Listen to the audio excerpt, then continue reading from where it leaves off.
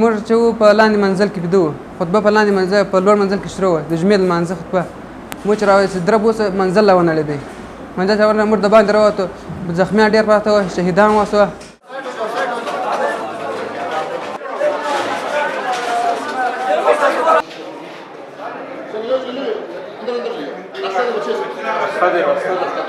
زه دا وخت منبر ته تقریبا نږدې وم، منبر ته امام ته مخ په مخ نه وم ناست، داسې په بغل کې ناست وم.